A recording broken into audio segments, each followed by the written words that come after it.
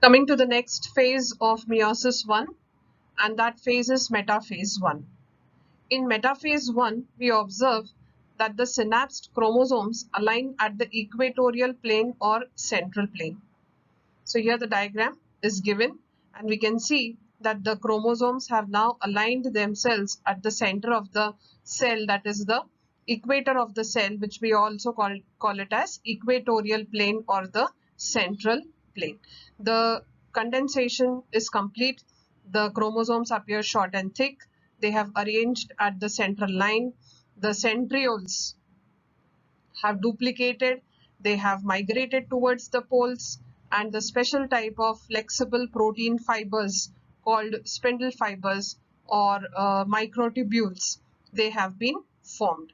Now these are formed between the centromere of these chromosomes and the centrioles. So this completes the metaphase 1.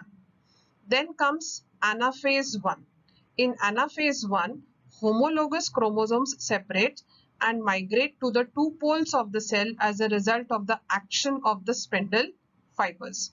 Now here is anaphase 1, and we can see that the homologous chromosomes are being pulled towards the two poles of the cell. Now this pulling action is brought about by the spindle fibers. Now we need to note and remember that the homologous chromosomes are being pulled apart. The homologous chromosomes, once again I will repeat here, that is those which we inherit from each of the parent. So those which are inherited from the mother are getting pulled towards one pole of the cell, and those which are inherited from the father are pulled towards the other pole of the cell. Now these are also called as maternal and paternal chromosomes. Maternal for mother and paternal for father. So homologous chromosomes are being pulled towards two poles of the cell under the effect of the spindle fibers. And now it so happens that when these homologous chromosomes will move towards both the poles, the chromosome number will become half. Sister chromatids remain attached at the centromeres. However, the sister chromatids will continue to remain attached with the help of the centromeres. So that completes anaphase 1. Lastly, we have telophase 1. In telophase 1, cell divides into two daughter cells. Each of the two cells now undergo meiosis 2. So here we can see telophase, and the spindle fibers have disappeared. Nucleolus and nuclear membrane will start appearing.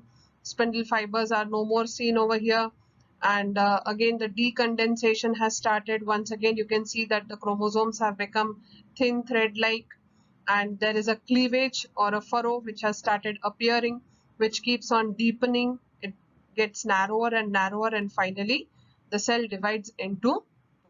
Now these two cells which will be formed during meiosis 1 will participate in meiosis 2.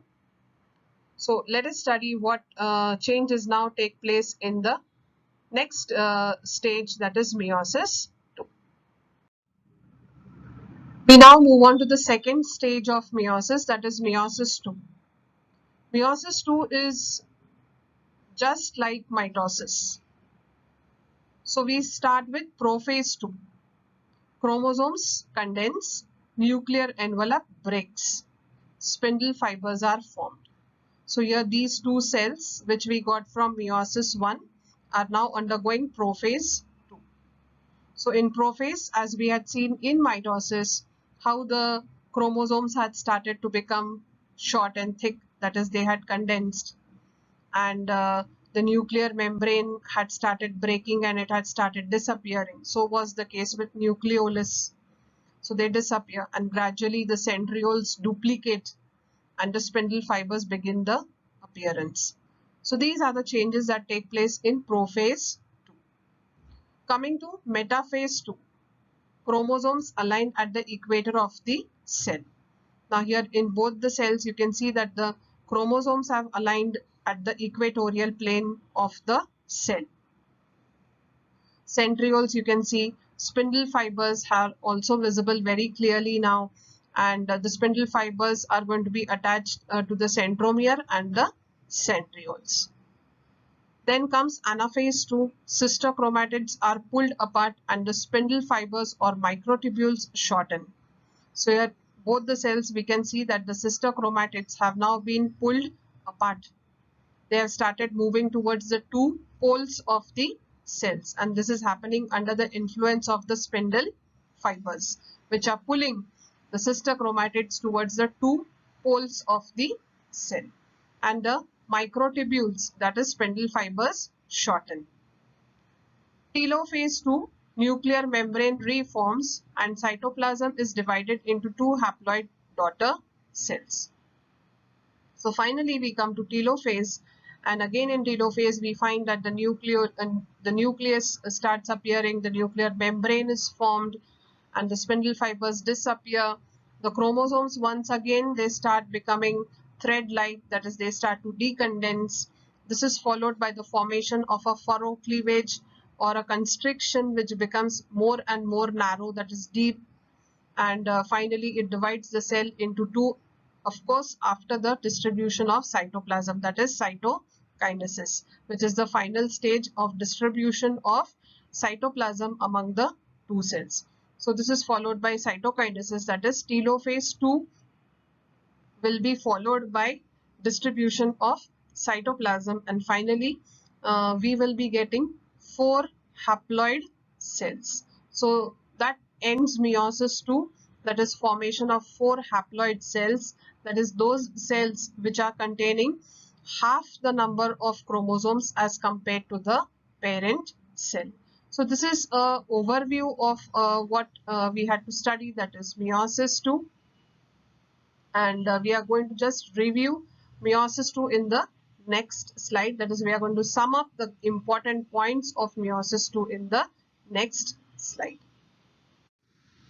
Now here this diagram is just to make you understand that how a cell comprising of a complete set of chromosomes undergoes reduction division through meiosis 1 and 2 and finally gives rise to haploid cells, 4 haploid cells. So here we have a cell with a complete set of chromosomes, a diploid cell is with us, and then it undergoes various processes.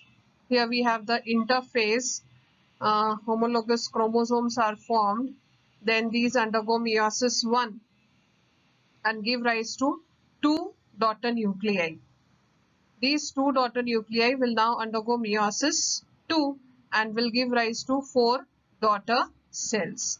Now here the daughter cells contain half the number of chromosomes as compared to the parent cell. Now you can even see that the genetic material has changed here, in the sense that there is crossing over and recombination has taken place, and so we find that the 4 new cells or the daughter cells that have been formed will be very different from the parent cell. And so this is the importance of meiosis, that is, it gives rise to a lot of diversity and variety, and that no two individuals are alike, and that is because of the recombination or crossing over of genetic material which takes place.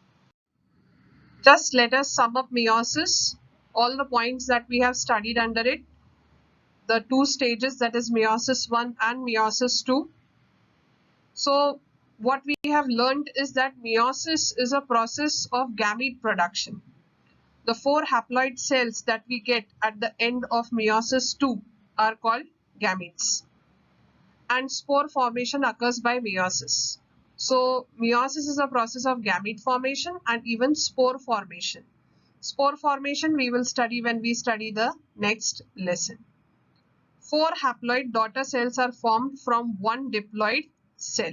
So in the last diagram we saw that how a diploid cell is changed to 4 haploid cell. The cells are gametes. So the daughter nuclei or the daughter cells that are formed, they are nothing but gametes. 2 gametes, one from father and one from mother, fuse to produce diploid cell or the embryo. This is very important for the next lesson that we are going to study.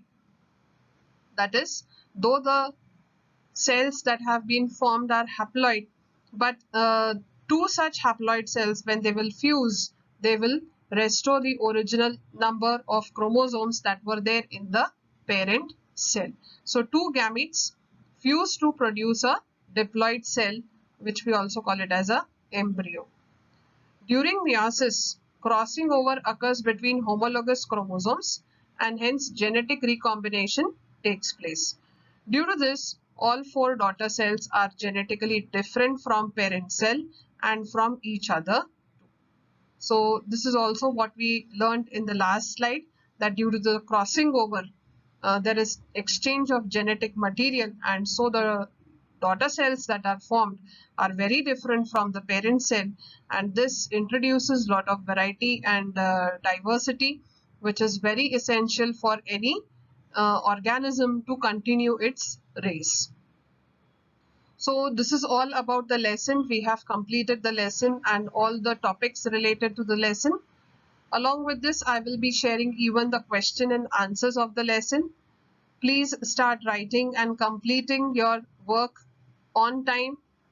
Do not create a backlog for yourselves, and don't forget to read the lesson. Reading the lesson is of utmost importance. So that's all from the lesson. Thank you.